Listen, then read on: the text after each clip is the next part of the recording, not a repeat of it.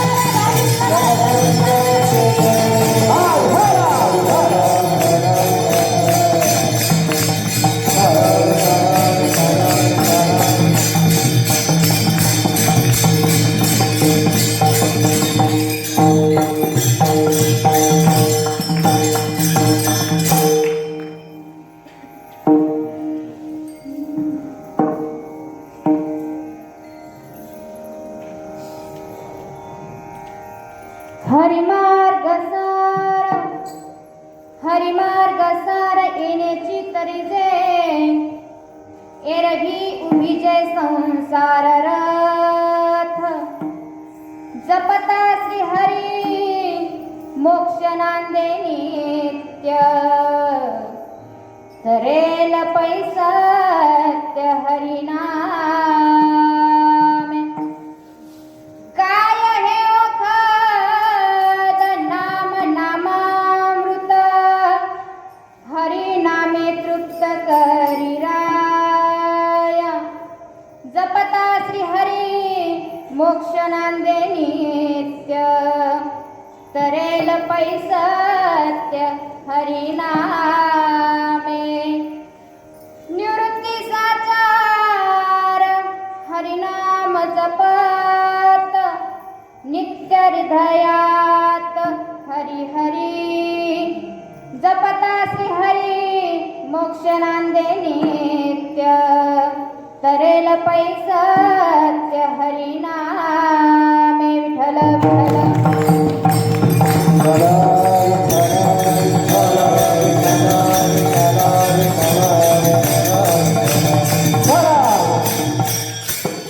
हरिमार्ग सार येण्याची तरीजे एरवी उभिजे संसार रथ जपता श्री हरी मोक्ष नांदे नित्य तरेल पैसत्य हरिनामे प्रस्तुत कीर्तन रूपी सेवेकरता घेतलेला अभंग त्र्यंबक निवासी श्री गुरु निवृत्तीनाथ महाराज त्यांचा 4 चरणाचा हरिपाठ या ग्रंथामधील तृतीय क्रमांकाचा अभंग आजच्या सेवेकरता घेतलाय विठ्ठल विठ्ठल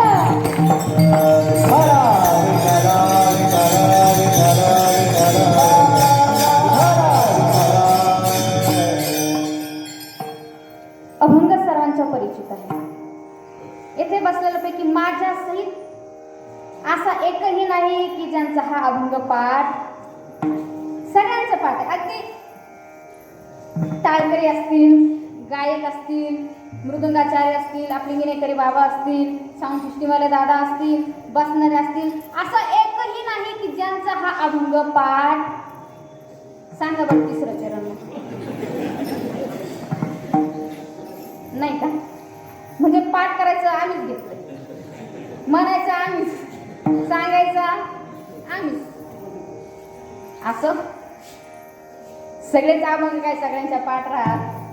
कुणाचा किती पाठ असू द्या, जे माझ्या पाठ आहे ते तुमच्या पाठ, जे तुमच्या पाठ आहे ते माझ्या पाठ, जे यांच्या सगळ्यांच्या पाठ आहे ते आपल्या सगळ्यांच्या पाठ नाही. शेवटी वारकरी संप्रदायाने पाठांतराला विशेष महत्त्व दिलेलं आहे. महत्त्व दिलंय ते अनुभवाला. अनुभव महत्त्वाचा आहे. नामदेवांनी वर्णन केले एक तरी ओवी पाठ करावी. चुकलं का? एक तरी ओवी अनुभवावी नामा म्हणे ग्रंथ श्रेष्ठ ज्ञान देई. एक तरी ओवी अनुभवावी. ज्ञानेश्वरी हा ग्रंथ श्रेष्ठ आहे, मग तो पाठच करून चालेल का? मग देवघरात पूजा करून चालेल का? मग त्याच्यामधील एखादी तरी ओवी आपल्या जीवनामध्ये उपयोगाला आणावी. शेवटी वर्म महत्वाचं आहे, नाही तर बहु केले पाठांतर वर्म राहिलेले दूर. तसं पंचरत्न हरिपाठ हा सगळा आपल्या तोंडपाठ असावा हे आवश्यक नाही. ती म्हणत ताई काय मनासारखं बोलल्या आमच्या, काय मनासारखं बोलल्या, कारण तुम्ही आम्हाला काही सांगा पण पाठांतर सोडून बोला, कारण आम्हाला काही जमत. आणि असंच आहे, सगळं पाठ होतं पण हरिपाठ काय पाठ होत. सगळं होईल बरोबर की नाही, सगळं होईल पण हरिपाठ पाठ होत. पुढं पाठ तुम्ही चांगलं पाठ करून ठेवले, पुढं पाठ माग सपाट. पंचरत्न हरिपाठ आपल्या सगळ्यांचा पाठ असावा हे आवश्यक नाही, पण नीट आहे का त्या हरिपाठामधील एक एक विचार जरी आपला भगवत प्राप्तीमध्ये परावर्तित झाला तर निश्चित जन्माला आल्याचं सार्थक आपलं झाल्याशिवाय राहणार नाही. विठ्ठल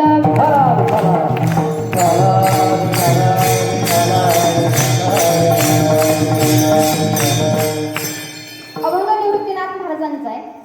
खूप गोड अभंग आहे. मी तर खरंच माझं भाग्य समजते की एवढा व्यापक अर्थाचा अभंग माझ्या वाटेला आला.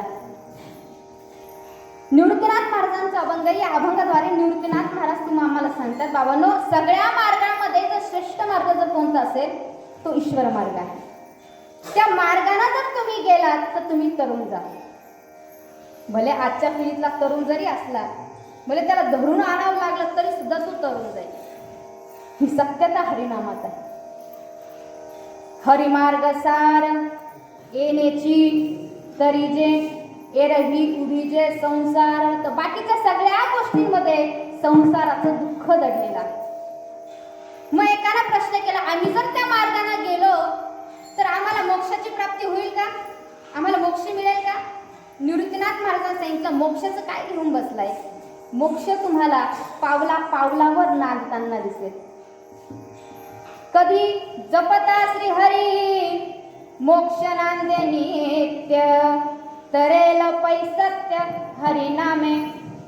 कधी जेव्हा तुम्ही भगवान परमात्म्याचा नामाचा जप कराल तेव्हा पावला पावलावर मोक्ष नांदताना दिसेल. कसे आजच्या काळामध्ये अनेक आजार होऊन गेले, बरोबर की नाही? पण ते आजार निघाले, त्या आजारावरती औषध सुद्धा निघाले. मग प्रत्येक आजार औषधाने गेला का? हे कोरोनावरती सुद्धा औषध निघालं ना, व्हॅक्सिन निघालं ना. पण व्हॅक्सिन घेऊन सुद्धा कोरोना गेला का? नाही काय. उलट व्हॅक्सिन घेतल्यानंतर सुद्धा काही ना कोरोना झाला. मग या संसारामध्ये दुःख आहे, मग या दुःखाला औषध काय? तर निवृत्तीनाथ दादांनी सांगितलं, या दुःखावरती जर औषध काय असेल तर ते औषध आहे राम नामामृत. त्याच्यावरती औषध आहे रामनाम. काय हे ओखद नाम नामामृत, हरी नामे तृप्त करीराया. आणि शेवटच्या चरणात निवृत्तीनाथ दादांनी सांगितलं, हे मी कुणाचं ऐकून सांगत नाही. संत महात्मे अगोदर स्वतः अनुभव घेतात आणि मग जगाला सांगतात. निवृत्ती साचार हरिनाम जपत नित्य हृदयात, हरी हरी जपता श्री हरी मोक्ष नांदे नित्य, तरेल पैसत्य हरिनामे. विठ्ठल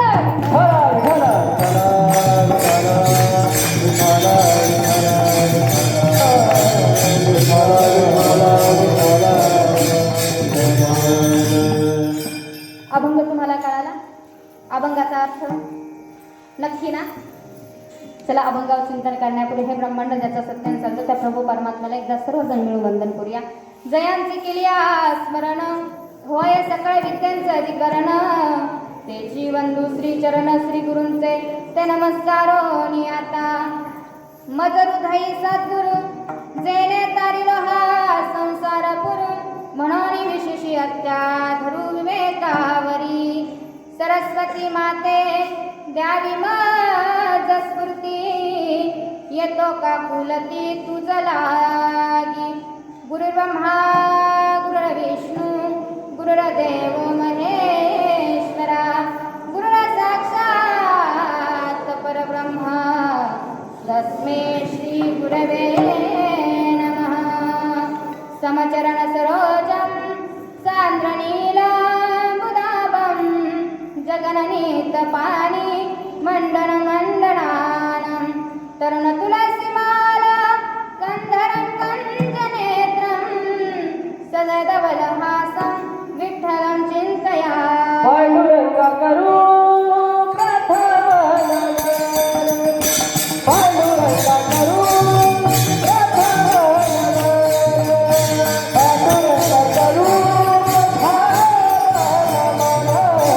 पांडुरंगा करू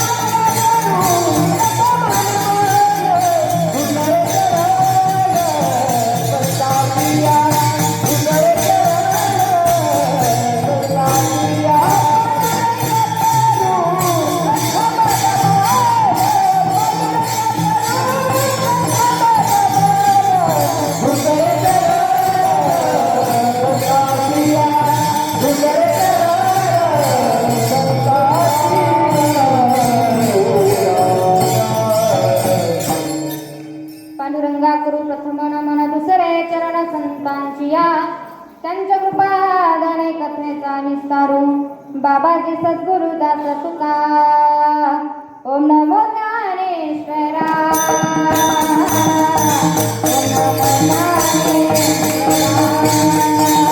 ओम नमो ज्ञानेश्वरा ओम नमो ज्ञानेश्वरा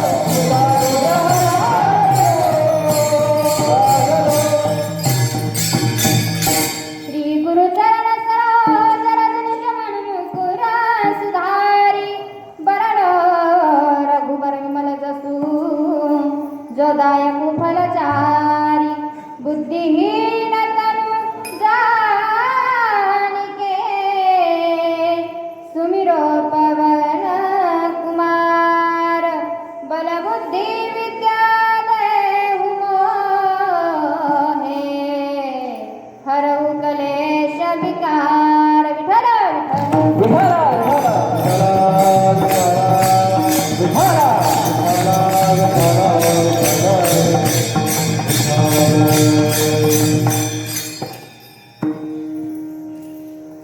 हरिमार्ग सार येण्याची तरी जे एरवी उभिजे संसार रथ जपता श्री हरी मोक्ष नामदे नित्य तरेल पैसत्य हरी नामे प्रस्तुत अभंगावर चिंतन करण्यापूर्वी वारकरी संप्रदायाच्या नियमाप्रमाणे परिहार देणे वक्त्याचा आद्य कर्तव्य आहे.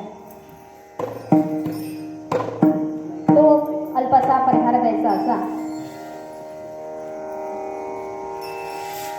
राष्ट्रसंत सद्गुरू जनार्दन स्वामींच्या या वास्तव्याने त्यांच्या पदस्पर्शानं पावन झालेली ही आपली अंगसूर रामभूमी नागेश्वर भगवंताचा पवित्र पावन दरबार आणि या विठ्ठलाच्या प्रांगणामध्ये चालू असलेला आपला हा एकादशीचा नामयज्ञ, चालू असलेला आपला हा पंचरत्न हरिपाठ. या पंचरत्न हरिपाठामधील निवृत्तीनाथ महाराजांचा हरिपाठ, निवृत्तीनाथ महाराजांच्या हरिपाठामधील आज तृतीय क्रमांकाची अभंगाची सेवा माझ्यासारख्या पामराच्या वाटेला आलेले आहे. ज्यांनी हे आजचं सौजन्य घेतलं ते असलेले आपले दत्तमामा भोसले आणि तुमच्या सर्वांच्या प्रेमास्तव आलेली ही कीर्तनाची सेवा आणि तुमच्या सगळ्यांचं दर्शनाचा योग मला मिळालं हे माझं परम भाग्य. आम्ही मामांची इथे गेलो फराळ करायला. मला तर असं वाटत होतं कीर्तनाला उभं राहते का नाही राहते, एवढं पोटवर फराळ झालं. तुम्हाला सांगत नाही उगाच तोंडाला पाणी.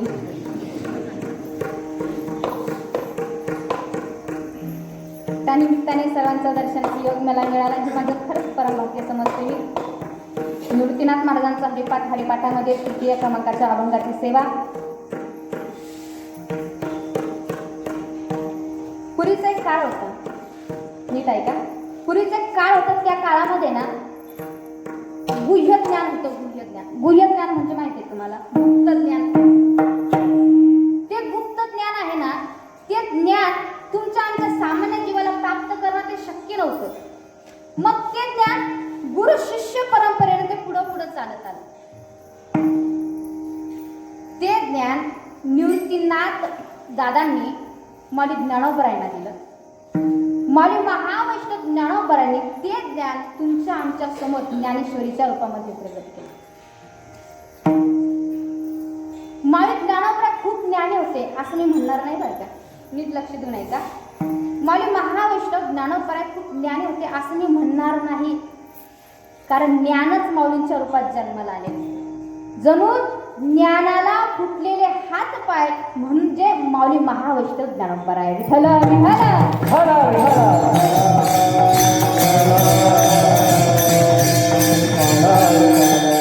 ज्ञानाला फुटलेले हात पाय म्हणजे माऊली महावैष्णव ज्ञानोबरा आहे. मग तुम्ही विचार करा, जर शिष्य असा असेल म्हणजे निवृत्तीनाथ दादांचे शिष्य कोण? माऊली ज्ञानोबरा आहे. ज्ञानोबरांचे गुरु कोण? निवृत्तीनाथ दादा. मग शिष्य जर असा असेल तर तुम्ही विचार करा, गुरु कसा असेल? साधे असतील का? सामान्य असतील का? अहो, साक्षात भगवान शिवानं घेतलेला अवतार म्हणजे निवृत्तीनाथ महाराज. सदाशिवाचा अवतार, सदाशिवाचा अवतार,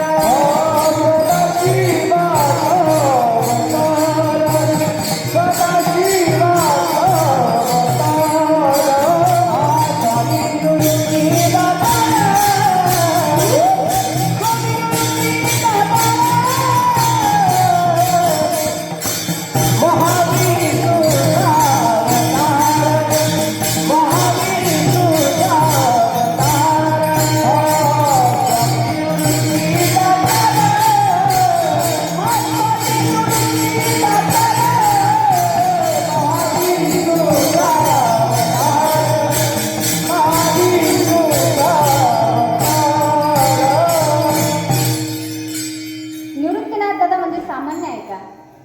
सदाशिवाचा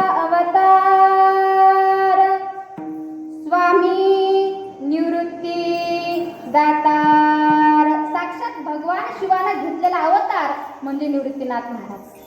याच्या पुढे जाऊन सांगू का? धन्य धन्य निवृत्ती देवा,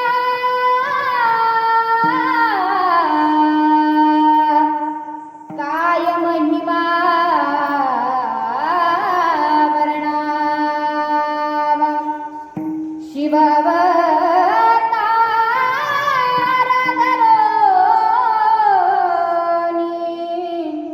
केले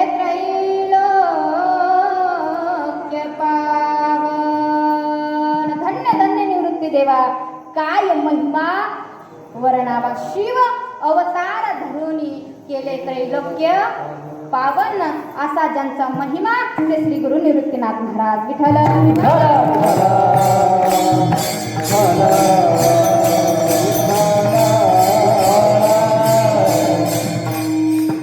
ते निवृत्तीनाथ महाराज आज तुम्हाला आम्हाला सार मार्ग सांगताय.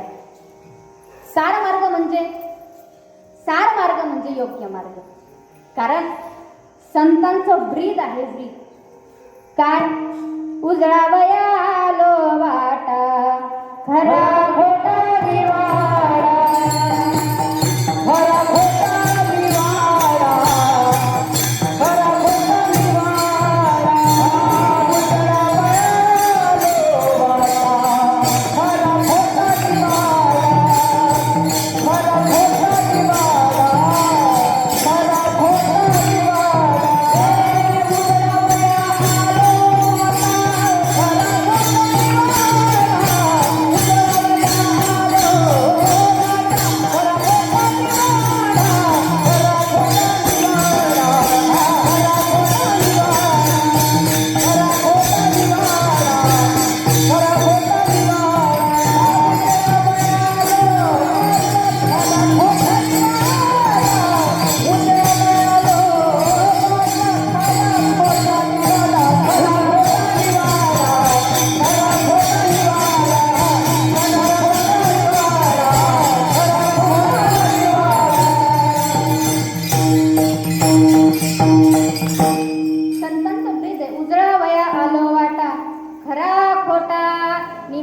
किंवा मार्ग दावनी गेले आधी दयानिधी संत ते संत आपल्याला वाट दाखवण्याचं काम करत असतात.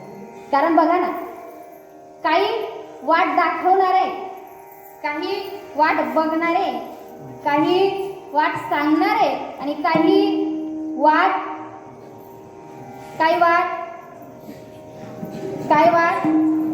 नाही तुम्हीच म्हणाल, काही वाट लावणारे.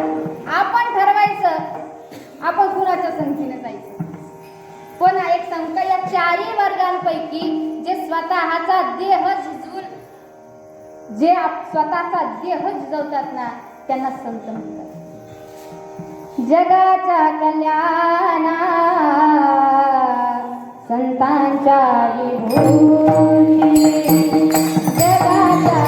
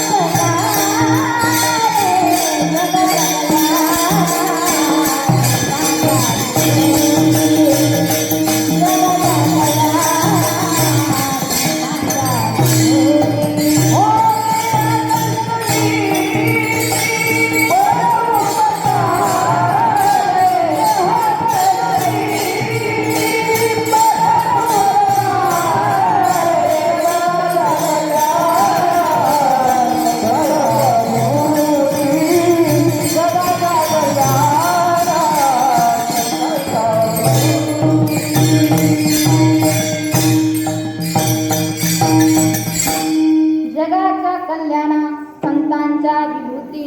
देह कष्टविती परोपकारे, जे स्वतःचा देह झिजवतात त्यांना संत म्हणतात. मग संत सार मार्ग दाखवताय, सार मार्ग सांगताय. मग सार म्हणजे काय? सार कशाला म्हणायचं? सार भुईमुगाची शेंग माहिती आहे तुम्हाला? भुईमुगाची शेंग, भुईमुगाच्या शेंगा नाही माहिती? तुम्ही करून आणायला पाहिजे ना. भुईमुगाची शेंगाचं जे टरफल आहे, टरफल ते काय आहे? आसार. आणि त्याच्यामधला तो शेंगदाणे काय आहे? साल. आंबा आहे, आंब्याचं वरचं साल काय आहे? आसार. कोय काय आहे? आसार. आणि रस कसा आहे? साल. चिक्कू आहे, वरचा कसा आहे आणि बी कसा आहे? आसार. पेढा आहे, पेढ्याचं वरचं कसं आहे? पेढा कसा आहे? साल. दूध आहे, दूध माहिती आहे ना? दुधात काय सार बरं? दुधात पाणी. मग दुधात काय सार? काय? दुधात तूप सार. नका घालू दूध जयामध्ये सार. दुधामध्ये सार काय? तर तूप सार. झाडं आहे, झाडं, वृक्ष, या सगळ्या वृक्षांमध्ये जर सार काय असेल तर तुळस सार. तुळस. तुम्ही बाकीची कितीही झाडं लावा, कितीही पूजा करा, पण तुळस नसेल तर मला सांगा काही उपयोग आहे का? तुळस अशी आहे ती वैज्ञानिक दृष्टीनेही महत्वाची आहे आणि आध्यात्मिक दृष्टीने सुद्धा महत्वाची आहे. ते आपल्याला आता कळालं. तसे संत किती दूरदृष्टी असतात बघा ना. संतांनी एवढ्या वर्षांना अगोदरच लिहून ठेवलेलं तुळशीचं महत्व. ते आपल्याला कधी कळालं? आज कळालं. कधी? कोरोनाच्या काळात. कधी? कोरोनाच्या काळात कळालं ना. आपण जर कुठं गेलो पाहुण्यांच्या इथं कुठं जर गेल्यानंतर हॉलमध्ये बसलो रे बसलो का बसल्यानंतर पहिला आवाज येतो किचन मध्ये, सुनबाई आण तुळशीची पानं आणि कर, आण तुळशीची पानं आणि कर काढा कर चहा. ते आपल्याला महत्व कधी कळालं? आजच्या काळात. पण संतांनी एवढ्या वर्षां अगोदर तुळशीचं महत्व लिहून ठेवले. मग सगळ्या वृक्षांमध्ये जर सार काय असेल तर तुळस ही सार आहे. विठ्ठल विठ्ठल विठ्ठल विठ्ठल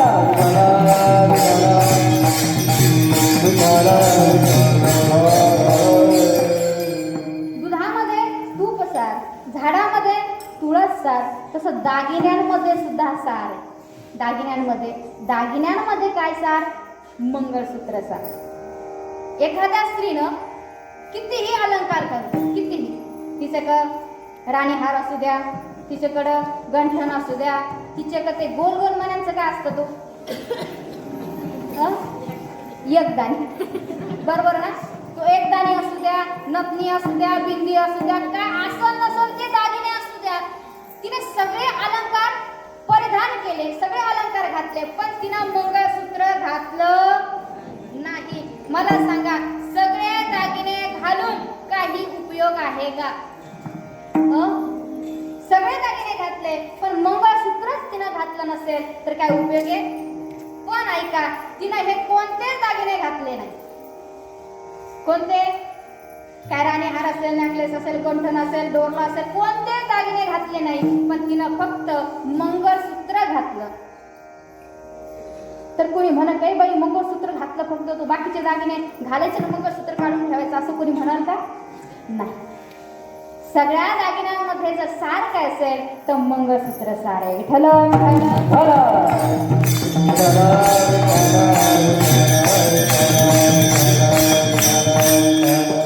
धातू आहे, धातू. सगळ्यामध्ये धातूंमध्ये जर सार कोणता असेल धातू तर सोनं हा धातू सार आहे. सोनं. आणि असा एखादा तरी व्यक्ती आहे की ज्याला सोनं आवडत नाही? आहे का मावशी? एखादा तरी सापडेल का ज्याला सोनं आवडत नाही?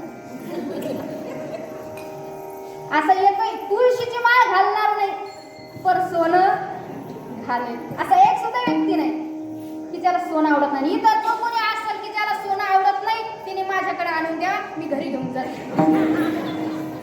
शोधून सुद्धा सापडणार.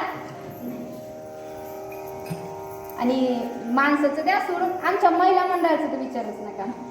किती सोनं आवडतो, किती सोनं नसतं तर डुप्लिकेट घालतील, पण घालतील म्हणजे घालतील. काय झालं, दोघी तिघी जणी लग्नाला निघाल्या आणि लग्नाला निघाल्या. आता लग्नाला जायचं म्हटल्यानंतर अगोदर मावशी काय निवडावं लागते? साडी, दागिने. आता दोघी चौघी जणी निघाल्या, पण निघाल्यानंतर ह्या सगळ्यांनी विचार केला लग्नाला चाललो, पण लग्नाला चाललो आपण पण गळ्यात दागिने नाही. आणि लग्नाला गेलं म्हणजे कोणी पण काय पाहतं, बाईची साडी कशी आहे, बाईचे दागिने कसे आहे. मग काय करायचं? त्याच्यातली लीडर होती, लीडर. त्या लीडरने सांगितलं बाकी तुम्ही घाबरू नका, सोनं नाही पण सोन्यासारखं करून देते तुम्हाला.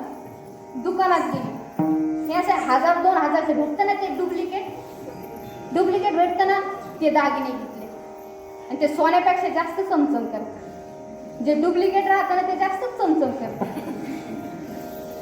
ते दागिने त्यांनी घातले आणि निघाल्या लग्नाला. आता लग्नामध्ये पोहोचल्यानंतर आता काही एका ठिकाणी बसतील का?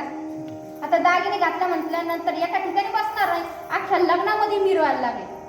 याला भेट, त्याला भेट, त्याला भेट, सगळ्या गणगोताला भेटून घेतलं. लग्न आवरल्यानंतर निघाल्या रस्त्याने. पण त्या बायकांवरती चोरानं नजर ठेवली. रिक्षामध्ये बसल्या, चालल्या निघाल्या आपल्या. घाटाचा रस्ता होता, घाटाच्या रस्त्यामध्ये चोरांनी अडवलं. जो ड्रायव्हर होता तो ड्रायव्हर गेला बिचारा पळून, पण यांना असं बादाड मारलं. माझं काय मत आहे, मारतोय ना गप्प बसावं. त्यासाठी लीडर होती, लीडर तो ते हा मार याच्यापेक्षा जास्त माझा नवरा मारतो, मार याच्यापेक्षा जास्त माझा नवरा मारतो. मारलं, सगळे दागिने घेतले. बिचारा चालला होता त्याच्या रस्त्यानं, जाऊन द्यायचं ना. त्याच्यात लीडर होती ती होती हा ते तरी खरे कुठे येते तर खोटेचे. परत आलं, परत मार. एवढं सोनं आवडतं, सगळ्या धातूंमध्ये सार काय तर सोनं हा धातू सार आहे. विठ्ठल विठ्ठल.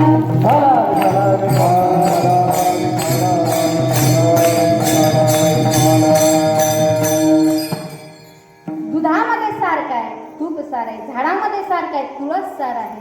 दागिन्यांमध्ये सार काय मंगळसूत्र सार आहे. धातूंमध्ये सार काय सोनं हा धातू सार आहे. तसं सगळ्या इंद्रियांमध्ये सार जर काय असेल तर नाक सार आहे. नाक. एक गोष्ट आपल्या मुलाला मुलगी पाहायला गेली. आता मुलाला मुलगी पाहायला गेल्यानंतर जी मुलाची आई होती ना, मुलाची आई, त्या मुलाच्या आईचा पाय काय घरात थांबेल. सारखं घरातून दारात, दारातून बाहेर, घरातून दारात सारखं चक्रा नाकरा चक्रा नाकरा चक्रा नाकरा चक्रा नाकरा सारखी फिरत होती. पुढचं म्हणतच नाही ना मी. सारखी चक्रा मारत होती. शेजारच्याने विचारलं, शांता काकू कशाला चक्रा मारते तुम्ही? म्हटलं मला ना सून येणार आहे. सून. ही सून सासू होण्यासाठी एवढी उतावीळ झाली, एवढी उतावीळ झाली होती. आणि आत्ताच्या सासवांचं कसं माहितीये का, आत्ताच्या सासवा लेकीला कमी जीव लावतील पण त्याच्या 10 पट जास्त कोणाला जीव लावतात. कारण सासू होणं काय सोपी गोष्ट. आता पोरी भेटायला काय गोष्ट तर अवघडच आहे. सारखी दारातून घरात, घरातून दारात सारखी चक्रा मारत होती. उतावीळ झाली ती मुलीचं कौतुक ऐकण्यासाठी. तेवढ्यात तिचे पती आले. बट्ट्याचे बाप्पा सांगा ना मुलगी कशी आहे. तू म्हटलं अगं मला बसू तर दे. अहो नाही ना, सांगा ना मुलगी कशी आहे. अगं बसू दे. अहो सांगा ना मुलगी कशी आहे. मग तो सांगू लागला, अगं अगदी नक्षत्रासारखी मुलगी आहे, नक्षत्रासारखी. सांगा ना कशी दिसते. अगं हरणी सारखे डोळे तिचे, धनुष्यासारख्या भुवया आहे, गुलाबाच्या पाकळी सारखे गाल आहे तिचे, सुंदर कानाची चाफी कळी आहे, प्रमाणात उंची आहे, रंग गोरा आहे, लाल सडक केस आहे. आणि विशेष म्हणजे सांगू का, विशेष तिने केसांना डाय केलेला. डाय म्हणजे काळे केलेले. आपण करतो ना, करतो ना. बरं माझं काय मत आहे, किती वयापर्यंत करावं? किती किती मामा किती वयापर्यंत? लईत लईत 40, लईत लईत 50, MS 75, MS 80.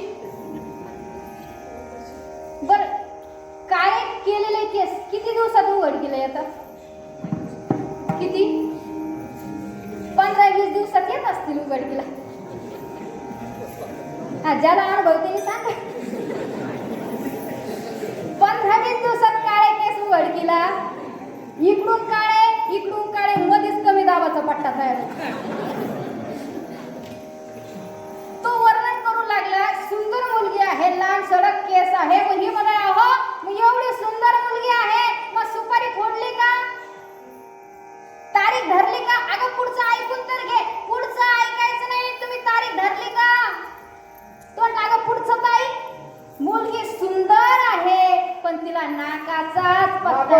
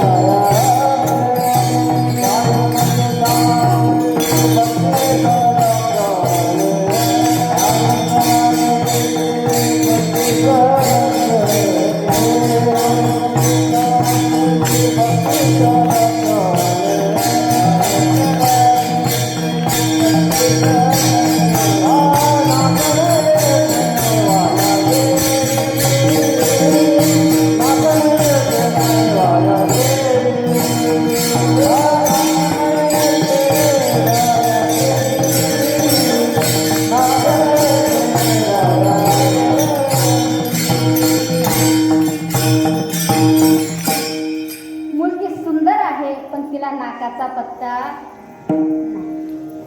काय करावी ती 32 लक्षणे, नाक नाही तेने वाया गेली. सगळ्या इंद्रियांमध्ये जर सार काय आहे तर नाक सार आहे. ग्रंथ आहे, ग्रंथांमध्ये जर सार काय असेल तर गीता ही सार आहे. तसं तुकोबराय सुद्धा वर्णन करतात. सर्व साधनांचे सार भव सिंधू उतरी पार. सर्व साधनांमध्ये भगवंत हे सार आहे. बाकीचं सगळं असार आहे, सगळं फलकट आहे.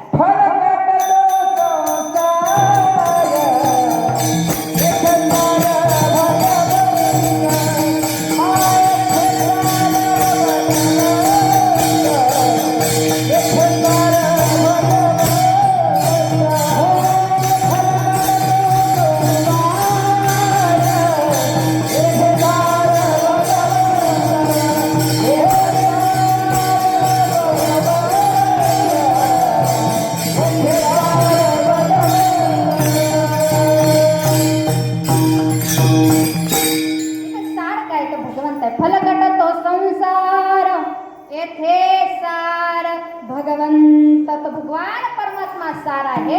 निवृत्तीनाथ महाराज सांगतात जर जीवनामध्ये उतरून जायचं असेल तर एकमेव मार्ग म्हणजे हरिमार्ग आहे. त्या मार्गाने जर तुम्ही गेलात तर नक्कीच तुम्ही उद्धरून जाल. अभंगाचं प्रथम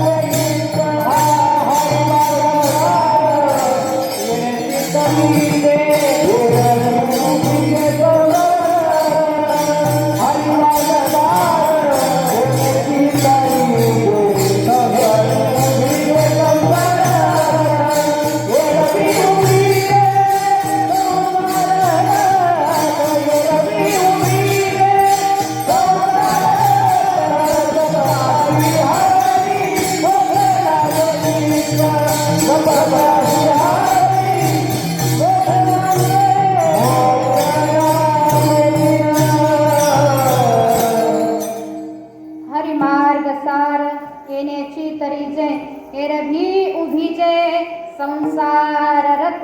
सगळ्या मार्गांमध्ये जर श्रेष्ठ मार्ग कोणता असेल तर हरिमार्ग. सार हरीचा मार्ग हा सार मार्ग आहे. आणि त्या मार्गाने तुम्ही जर गेला तर तुम्ही उद्धरून गेल्याशिवाय राहणार नाही.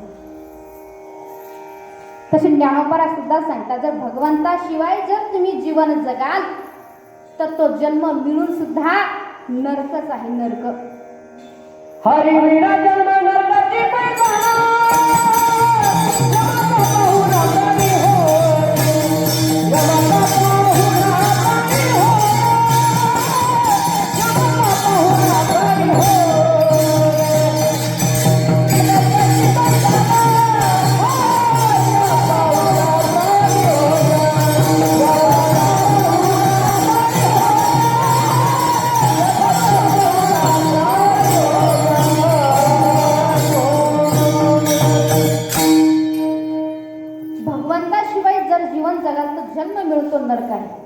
हरिविन जन्म नरकाची पैजाणा. यमाचा पाहुणा प्राणी होय. मग काय करा तुम्ही जीवनामध्ये त्या भगवान परमात्म्याला आपलासा करून घ्या.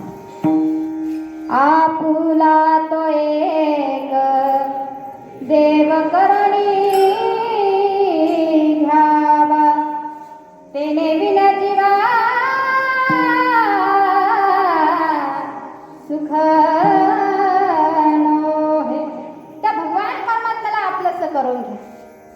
आणि त्या भगवान परमात्म्याला जर तुम्ही आपलंसं केलं नाही तर येरती माईके दुःखाची जनती. येरती माईके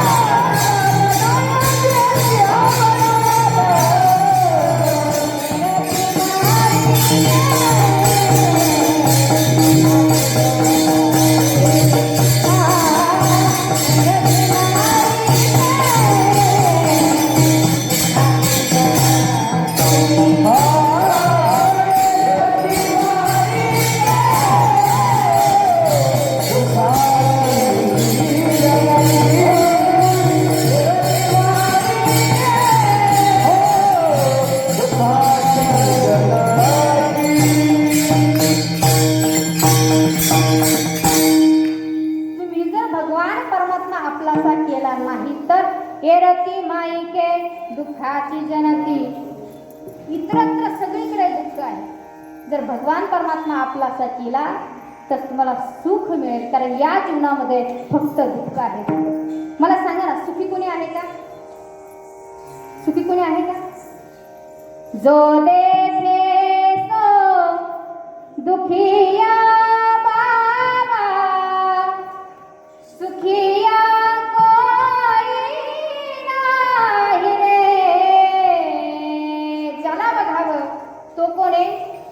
दुःखी आहे. सुखी कोणीही नाही. मग सुख शोधायचं असेल तर ते सुख आहे ते भगवान परमात्म्याजवळ. इतरत्र कुठेही सुख नाही. मग एकाला प्रश्न केला, आम्ही जर त्या भगवान परमात्म्याच्या मार्गाने जर गेलो, त्या ईश्वर मार्गाने जर आम्ही गेलो तर आम्हाला मोक्ष मिळेल का? मोक्ष प्राप्त होईल का आम्हाला? निवृत्तीनाथ दादांनी त्याचं उत्तर दिलं, मोक्ष काय विचारता? मोक्ष तुम्हाला पावला पावलावरती नांदताना दिसेल. अभंगाचं द्वितीय चरण. जपता श्री हरी मोक्षाने जपता श्री हरी मोक्षाने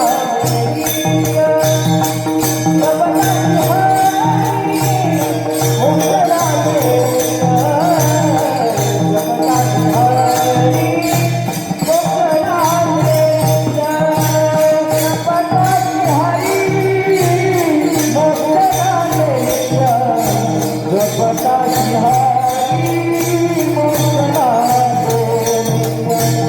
जपता श्री हरी मोक्ष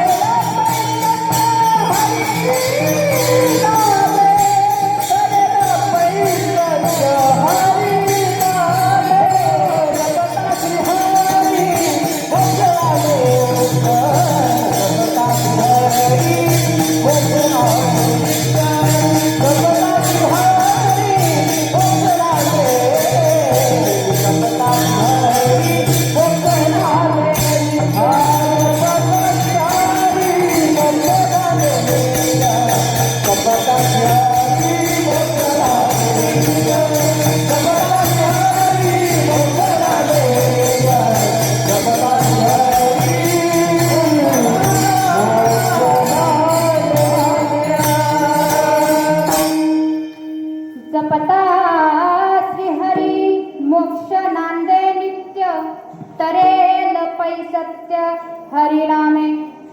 भगवान परमात्म्याच्या नामाचा जप जर तुम्ही केला तर पावला पावलावरती मोक्ष नांदताना तुम्हाला दिसेल. भगवान परमात्म्याच्या नामाचा जप करून अनेक संतांनी मोक्षाला आपल्या घरचा दास बनवले. दास.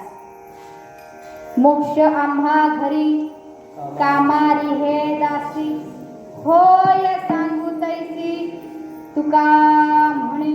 मोक्षाला आपल्या घरचं दास बनवले आणि या नामाने अनेकांचा उद्धार झाला. अनेकांचा. माणसं तरतील यात नवल काय. माणसं तरतील यात नवल काय. अहो दगड सुद्धा तरले. दगड नामाने दगड तरले. दगड. प्रभू रामचंद्रांना लंकेत जायचं होतं, पण लंकेत जाण्याकरता समुद्र अडवायचा. समुद्र. मग आपल्या वानर सेनेला पलीकडे नेण्यासाठी प्रभू रामचंद्रांनी समुद्रात सेतू बांधायचं ठरवलं. सेतू. मग प्रश्न पडला, सेतू बांधणार कोण.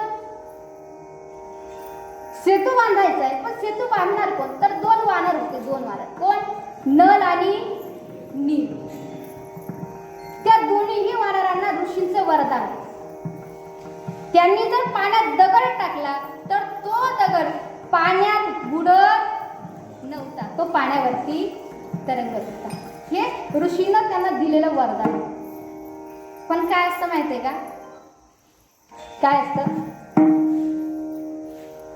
ज्याला पखवाज लावता येतो ना, पखवाज, ते सगळे भजनी मंडळ गोळा झाले का मग शेवट येतात. बरं आले तर आले असे जवळ नाही बसते, लांब जाऊन बसतात. मग 2-3 भजनी मंडळ गेले, ओ चला ना तेवढा पखवाज लावून घ्या ना पखवाज. मग ते येतात. इकडं पाहू नका, इथलं नाही सांगत मी. तर तुम्ही इथलं विचार का, इथलं नाही दुसरीकडचं. इथले लवकर येतात. नल आणि नील या दोन्हीही वानरांकडून पाण्यावरती दगड तरत होते, पण त्यांना अभिमान झाला. अभिमान झाला त्यांना. आणि एक सांगू का, देवाला सगळं चालतं पण देवाला अभिमान चालत. मेरू तो समान भारदेवा, मेरू तो समान भारदेवा, मेरू तो समान भारदेवा, मेरू तो समान भारदेवा.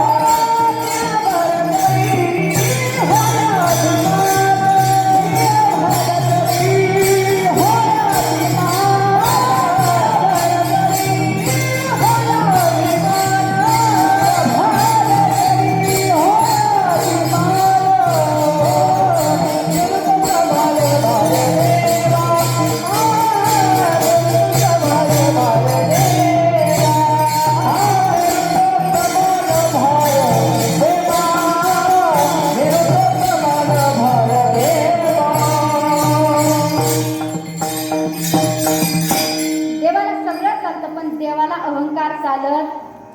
तीळ मात्र जरी होय अभिमान, मेरू तो समान भार देवा. देवाला अहंकार चालत नाही. देव अहंकार टिकू सुद्धा देत नाही. नाही टिकू दिला देवाने अहंकार. नल आणि नील या दोघांना अहंकार झाला होता. या दोघांनी बांधलेला जो सेतू आहे तो सेतू बुडाला. हनुमंतरायांनी सांगितलं, आता असं करा, एका दगडावर रा लिहा आणि एका दगडावर म लिहा. दगड पाण्यामध्ये टाका, दगड पाण्यावरती तरतील. एका दगडावर रा लिहिलं, एका दगडावर म लिहिलं. दगड पाण्यात टाकला आणि दगड पाण्यावरती तरायला लागला. आता दगड पाण्यावरती तरायला लागला म्हटल्यानंतर बातमी पसरायला वेळ लागते का. बातमी पसरायला वेळ लागते. डुकराच्या आईला माकडाचं पिल्लू झालं म्हटलं बातमी पसरायला वेळ लागते का. कळायला वाटतं तुम्हाला. मी म्हटलं कळणार नाही. बातमी पसरायला वेळ लागत ती आमच्याकडे आली होती बातमी. बातमी पसरायला वेळ लागत. दगड पाण्यावरती तरले, बातमी पसरायला वेळ लागत नाही. ती बातमी लंकेपर्यंत पोहोचली. रामाच्या ताब्यात दगड आहेत. रामा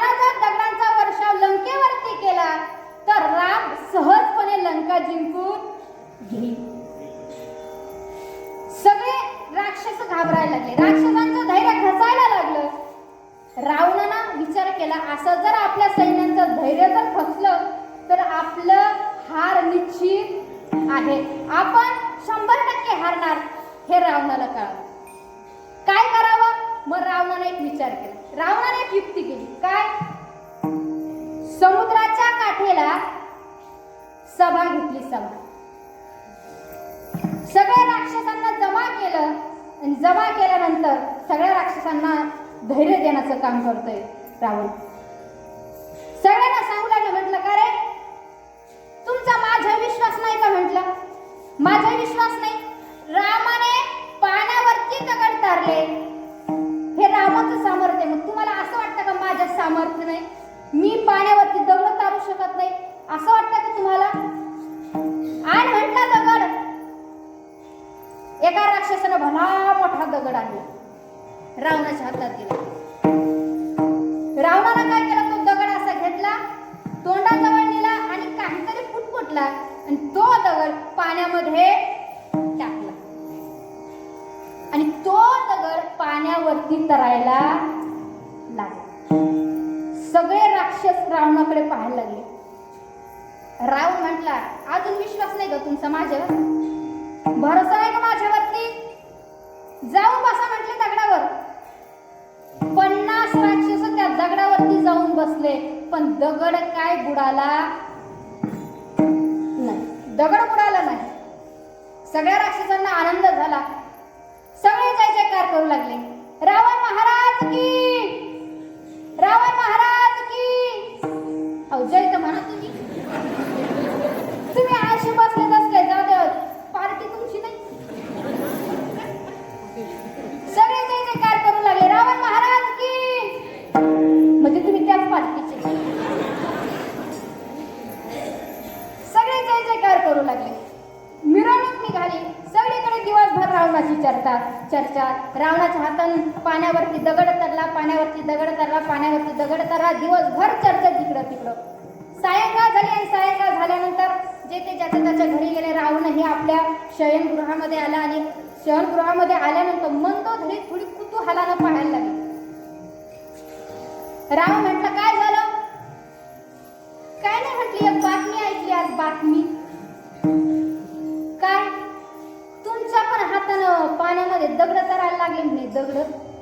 रावण म्हटलं, मग मला कमी समजती का तू?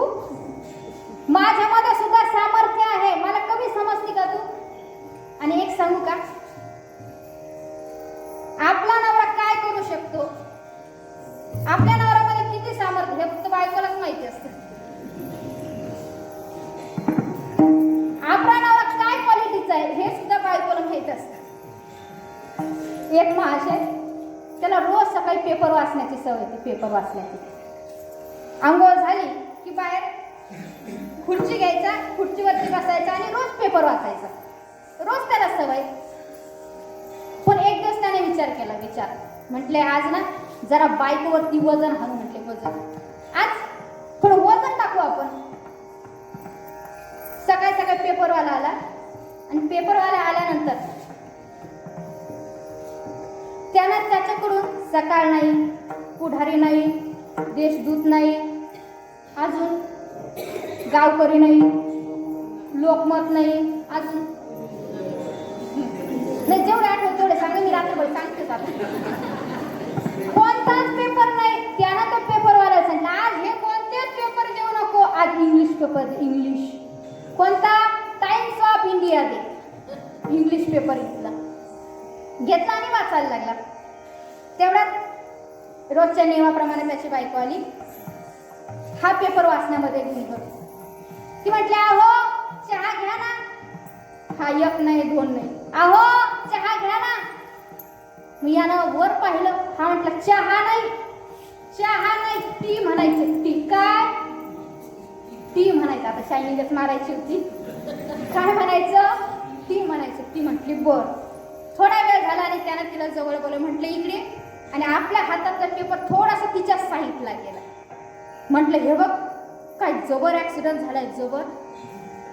अख्खी बातमी वाचली मी. तुला नाही करायची ती. हे चित्र पाय. ही गाडी बघ, गाडी पाय. अगं 4-5 पलट्या खाऊ उलटी पडली. तिने पेपर असं जवळ पाहिला, निरखून पाहिलं. ती 12वी शिकलेली होती, ती काही अडाणी नव्हती. तो जेवढा समजत होता तेवढी काही अडाणी नव्हती. ती अशी समोरून झाली आणि त्याच्या हातात जो पेपर होता ना, हातातला पेपर तिनं असा घेतला, असा करून त्याच्या हातात ठेवला. म्हटलं गाडी उलटी नाही झाली, तुम्ही पेपर उलटा झाला.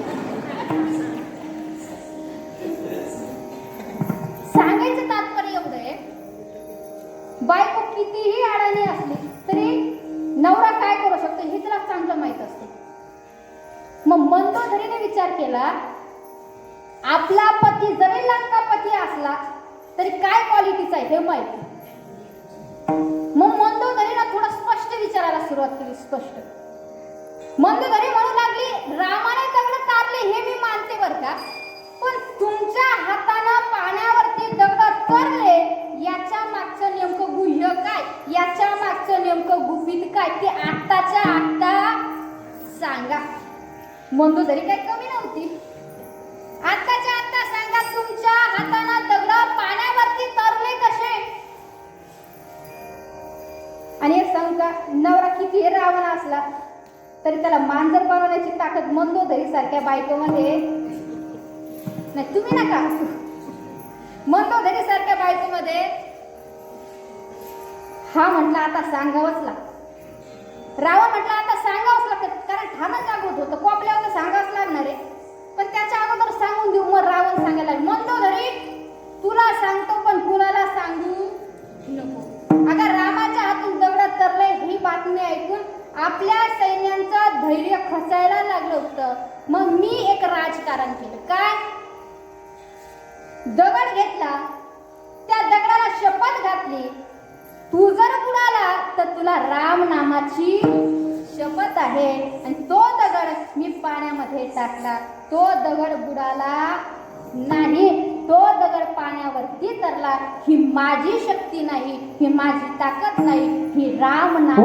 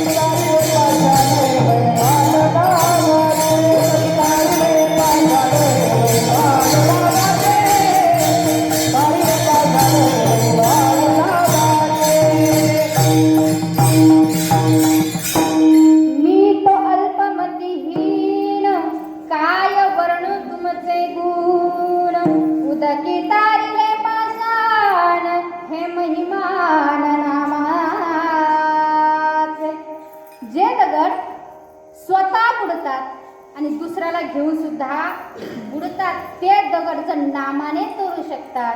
तर निवृत्तीनाथ महाराज सांगतात, ते नाम जर तुम्ही आम्ही जर घेतलं तर आपण तरुण जाणार नाही का?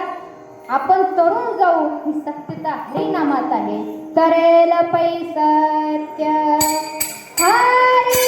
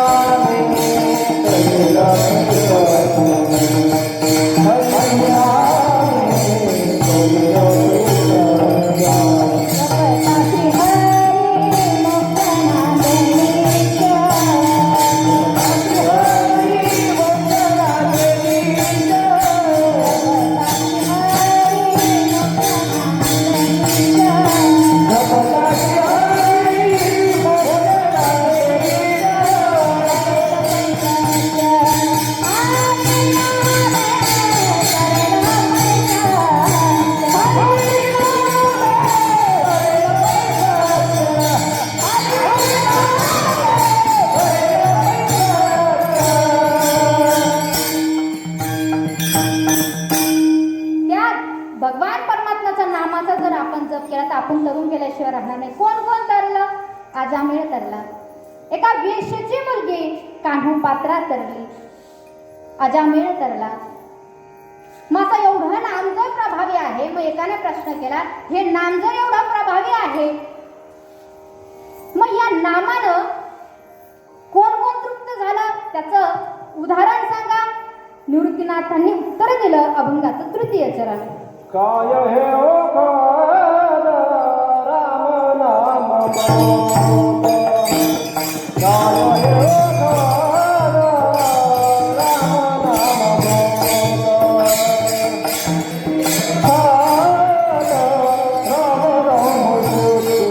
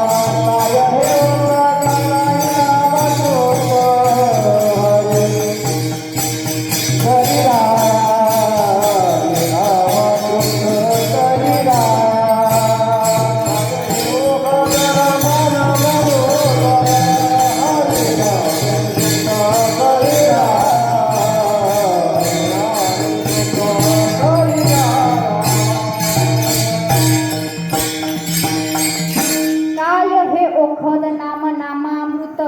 हरिनामे तृप्त करीराय. एकदा त्या मोठ्या प्रेमानं भगवान परमात्म्याचं नामचिंतन करूया. सर्वांनी हात वरती करा.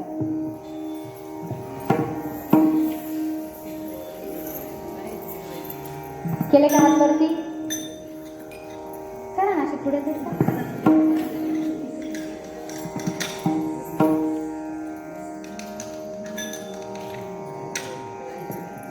ती मागं पडले ना हात. घ्या वरती घ्या. हरी विठोबा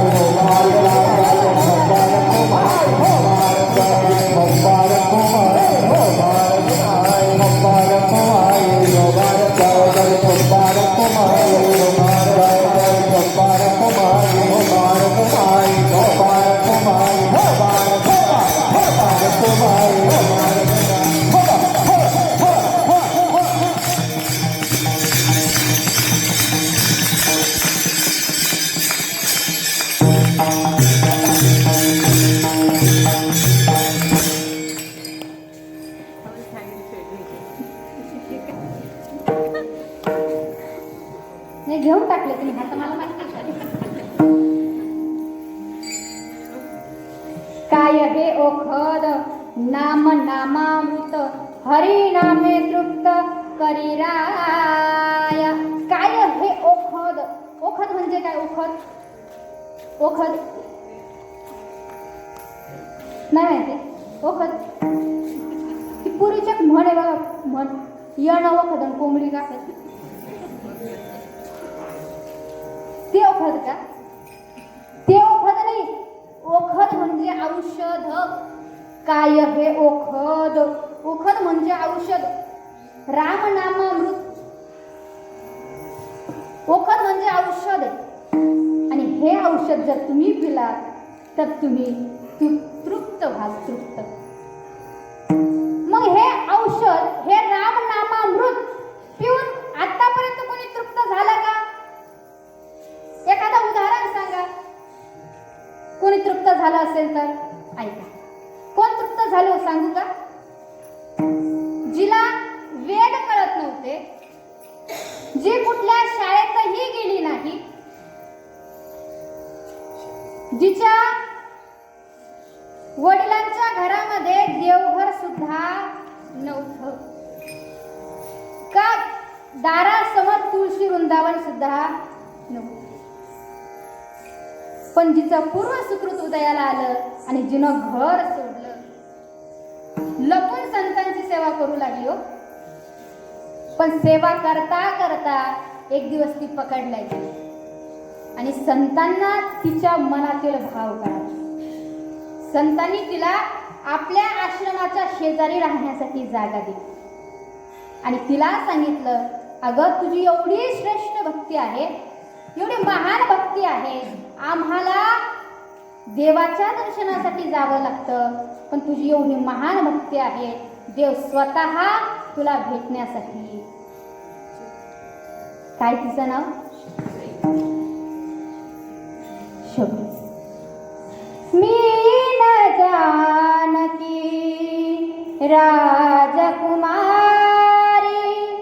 मी न अहिल्या शापित नारी, दीन रानटी वेडी शबरी,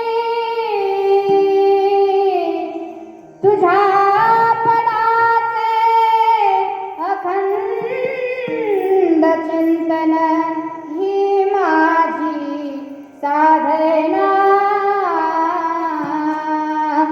रामा रघुनंदना, रामा रघुनंदना, रामा रघुनंदना.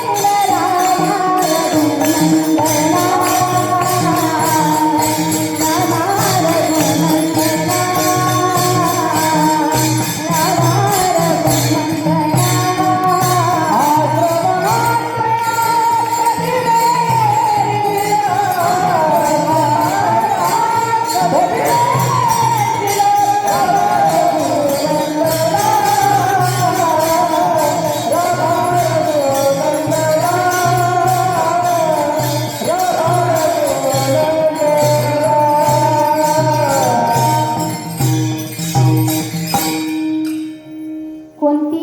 शबरी. रोज वाट बघत होती. जेव्हा तिला सांगितलं ना की भगवंत तुझ्या दर्शनाला येईल, तेव्हा देवाचा सुद्धा जन्म झालेला नव्हता. तेव्हापासून वाट पाहत. कब मेरे राम जी का आवन होगा, शबरी की कुटिया का पावन होगा, कब मेरे राम जी का आवन होगा, शबरी की कुटिया का पावन होगा, कब मेरे राम जी का आवन होगा, शबरी के कुटिया का पावन होगा, कब मेरे राम जी का आवन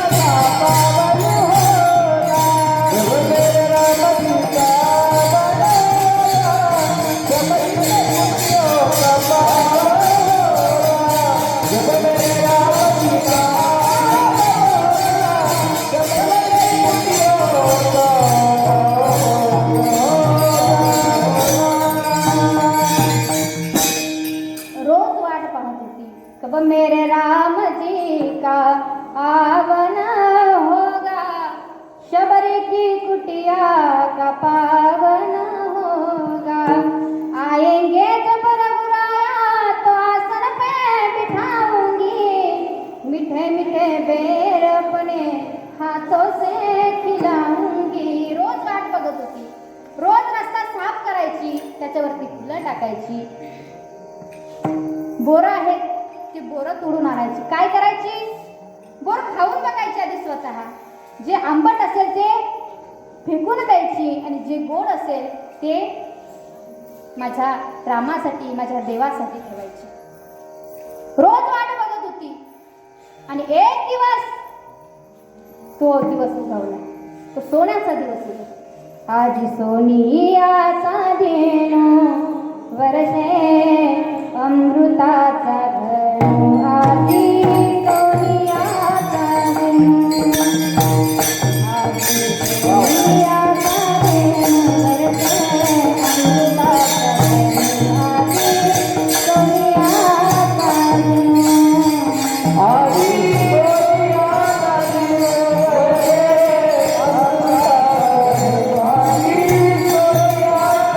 धेनु, आजी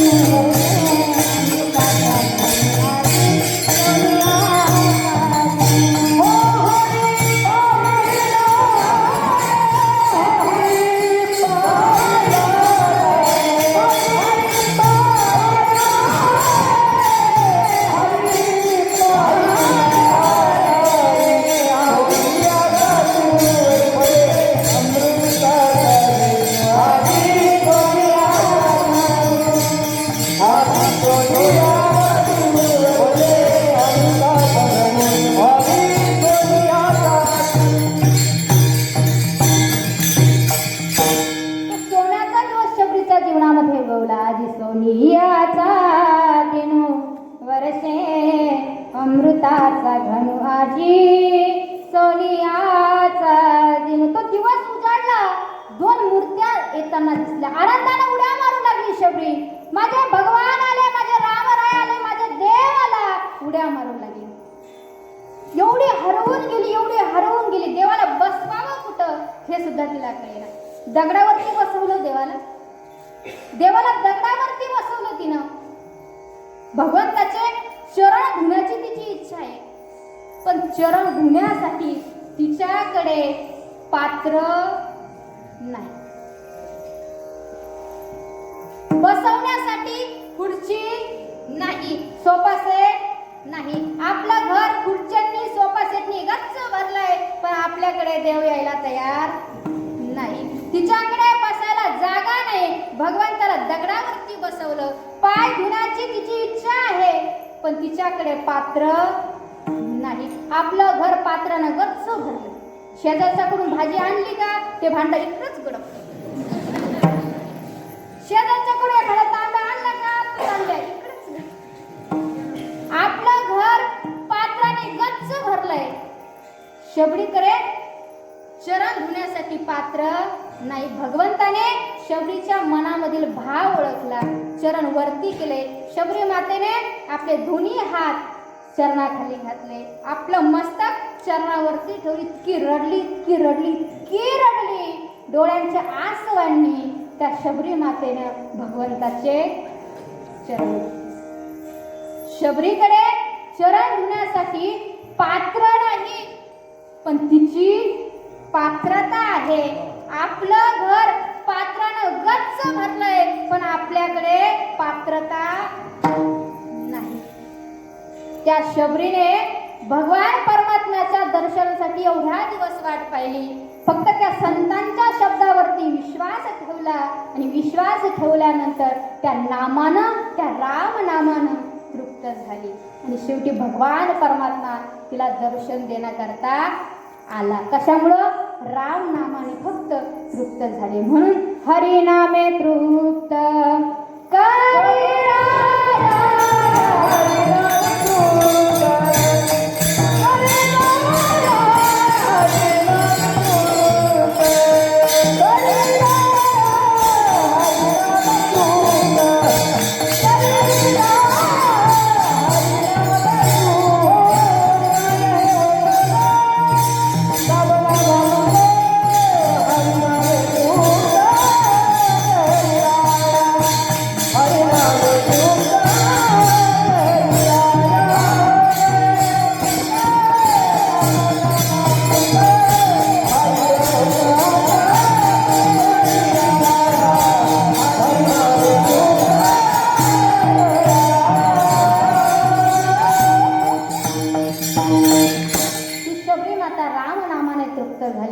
आणि निवृत्तीनाथ महाराज सांगतात की देवा, हे मी कोणाचं ऐकून सांगत नाहीये, कारण संत महात्मे अगोदर स्वतः अनुभव घेतात आणि मग जगाला सांगतात. निवृत्तीनाथ दादाने अगोदर अनुभव घेतला आणि मग जगाला सांगितलं अभंगाचं शेवटचं चरण.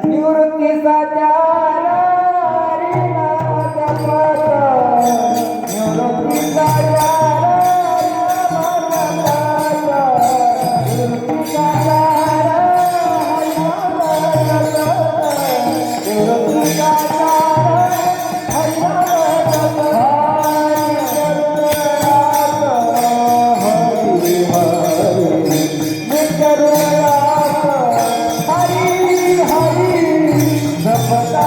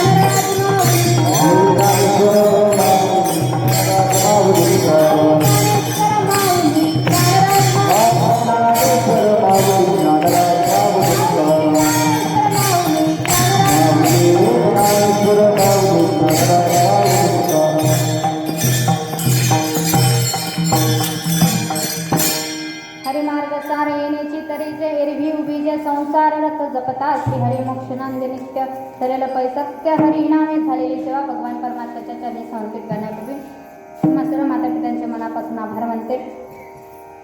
जे चुकलं असेल ते माझ्या गोष्टीचा दोष जे बरोबर असेल ते गुरुवांचा आशीर्वाद म्हणून घेण्याचा प्रयत्न करा.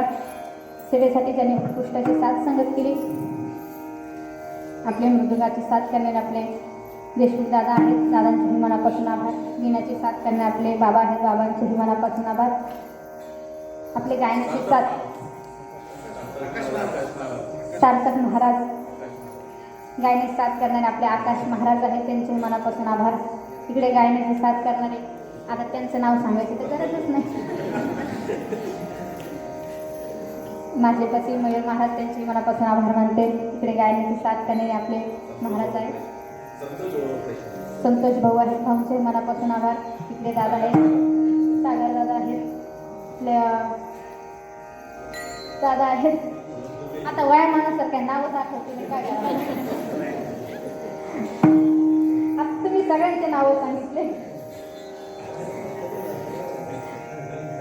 पडद्यामागचे व्यक्ती महत्व. काका आहेत, काकांचेही मनापासून आभार. इकडे सावरगावरून आपले सायगावरून आलेले काकांचे आहेत, त्यांचेही मनापासून आभार. इकडे महिला भगिनी मंडळ आहेत, त्यांचेही मनापासून आभार. बाबा आहेत, बाबांचेही मनापासून आभार. माझ्यासोबत आलेले माझे पितृतुल्य असणारे सासरे आहेत, त्यांचेही मनापासून आभार. माझा आवाज तुमच्यापर्यंत पोहोचवला असे संसृष्टीमध्ये दादा आहेत, त्यांचेही मनापासून आभार. तुम्ही एवढं शांत चित्ततेने एवढं कीर्तन ऐकून घेतलं, त्याबद्दल तुमचे सगळ्यांचे मनापासून आभार. तुम्ही शेवटच्या क्षणाला एवढं शांत बसल्या, तुम्हाला असं वाटलं माझं नाव, आमचं नाव आता घेणारच आहे. शांत बसलेलं बरं. तुम्ही सर्वांनी शांत चित्ततेने कीर्तन ऐकून घेतलं, त्याबद्दल तुमच्या सर्वांच्या मनापासून आभार. आता प्रत्येकाच्या नावाचा उल्लेख करत नाही, आता कुणाकुणाचं नाव घ्यावं असा प्रश्न पडतो, त्याबद्दल सगळ्यांचे मनापासून आभार मानते. झालेली सेवा भगवान परमात्म्याच्या चरणी समर्पित करते आणि येथे सेवेला पूर्ण विराम देते. विठ्ठल जय जय.